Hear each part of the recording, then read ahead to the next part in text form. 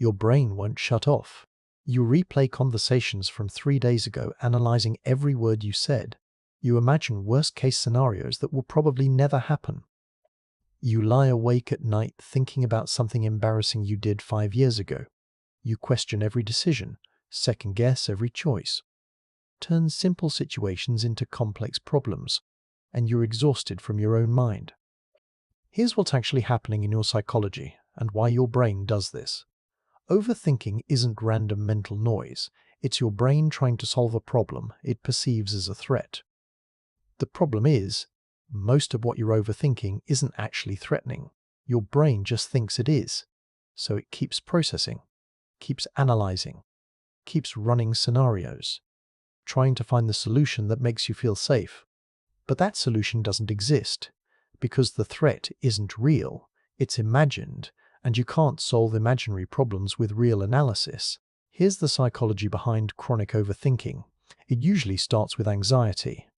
Your nervous system is in a state of hypervigilance, always scanning for danger, always preparing for the worst. This made sense evolutionarily when threats were physical and immediate.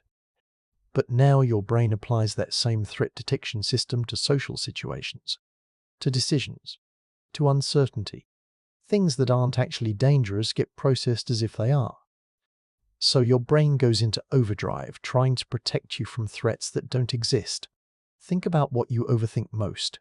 It's usually situations where you felt out of control, where you said something that didn't land right, where you made a decision you're not sure about, where someone's response confused you.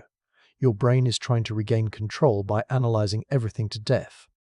If I can just figure out exactly what went wrong, then I can prevent it next time. But that's not how it works. Most social interactions are too complex to decode perfectly.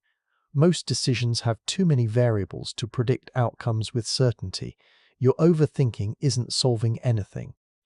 It's just creating the illusion of control.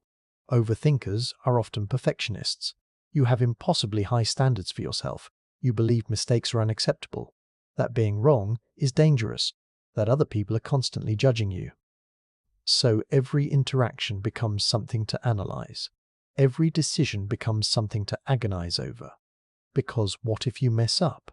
What if people think badly of you? What if you make the wrong choice?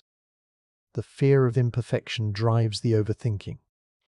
And the overthinking prevents you from ever feeling like you did enough. Here's what makes overthinking so exhausting. It's repetitive. You're not thinking about new things. You're thinking about the same things over and over. Replaying the same conversations. Imagining the same scenarios. Analyzing the same decisions from slightly different angles. Your brain is stuck in a loop. And loops don't resolve. They just cycle endlessly, burning energy without producing anything useful. You're running mental marathons that go nowhere. Watch the pattern in your overthinking. It always skews negative. You don't replay the moments where things went well. You replay the moments where you think you failed. You don't imagine best-case scenarios. You imagine catastrophes. Your brain has a negativity bias. It's wired to focus on threats and problems. So when you overthink, you're not getting balanced analysis.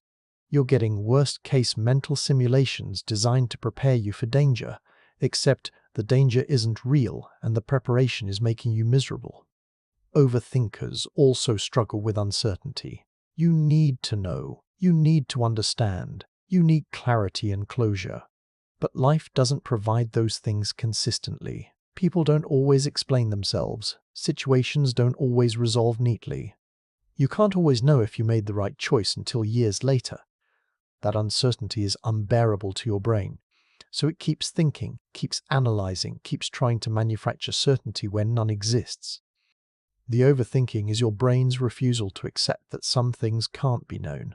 Here's the brutal truth about overthinking. It's not actually about the thing you're thinking about. It's about control, about safety, about trying to prevent future pain by endlessly processing past pain. You believe if you can just think hard enough, analyze thoroughly enough, you'll protect yourself from making mistakes or being hurt again. But that's not how it works.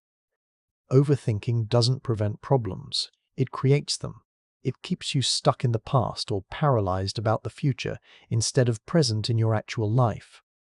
Some people overthink because they grew up in unstable environments, where reading situations correctly meant survival, where missing social cues had real consequences, where you had to be hyper-aware of everyone's mood to stay safe.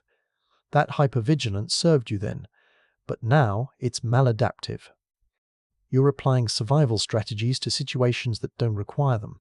Your brain is still in threat mode even though the threat has passed.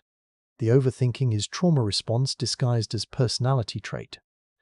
There's also a self-worth component to chronic overthinking. Deep down, you believe you're not good enough, that people are looking for reasons to reject you, that you have to earn your place in every relationship and situation. So you analyze everything, trying to figure out if you're measuring up, if you said the right thing, if you're being judged, if you're about to be rejected. The overthinking is your brain's attempt to manage the constant fear that you're not worthy, that any mistake will expose you as inadequate. But here's what overthinking actually does. It prevents action. You get so caught up in analysis that you never move forward. You're so busy thinking about whether you should do something that you never actually do it. You're so worried about saying the wrong thing that you say nothing. You're so paralyzed by what-ifs that you stay stuck. The overthinking feels productive, like you're working on the problem. But you're not. You're avoiding the problem by thinking about it instead of addressing it. Watch what happens when you're forced to act without time to overthink. You're often fine. The conversation goes okay. The decision works out. The thing you were catastrophizing about doesn't happen, because most of what you overthink is unnecessary. Your instincts are better than you give them credit for. Your judgment is more sound than your anxiety tells you. You don't need to analyze everything to death. You just need to trust yourself enough to act and accept whatever comes. Here's how you start breaking the overthinking cycle. Recognize when you're in the loop. When you're replaying the same thoughts for the third or fourth time, that's not problem solving anymore. That's rumination, and rumination is toxic. You have to consciously interrupt the pattern, acknowledge the thought, I'm overthinking this again. Then redirect. Not by forcing yourself not to think about it, but by choosing to engage with something else, something present, something active, something that requires your attention outside your own head. You also have to accept uncertainty. You're never going to have all the information. You're never going to know for sure if you made the right choice. You're never going to be able to control how other people perceive you. That uncertainty is part of being human. Fighting it through overthinking only creates suffering. Accepting it creates peace, not because the uncertainty goes away, but because you stop exhausting yourself trying to eliminate something that can't be eliminated. The overthinking isn't protecting you. It's imprisoning you. It's keeping you stuck in your head when life is happening outside of it. You don't need to think less. You need to think differently. Stop analyzing the past you can't change. Stop catastrophizing about the future you can't predict. Start being present in the only moment that actually exists. This one, right now, where you're probably fine, where most of what you're worried about isn't happening, where you have more control than your overthinking brain wants you to believe. Stop letting your brain bully you with endless what-ifs and should-haves. You're allowed to make mistakes. You're allowed to not have all the answers. You're allowed to act without perfect information. That's not recklessness. That's being human. Trust yourself more. Overthink less. And watch how much energy you get back when you're not burning it all on mental loops that never resolve anything anyway.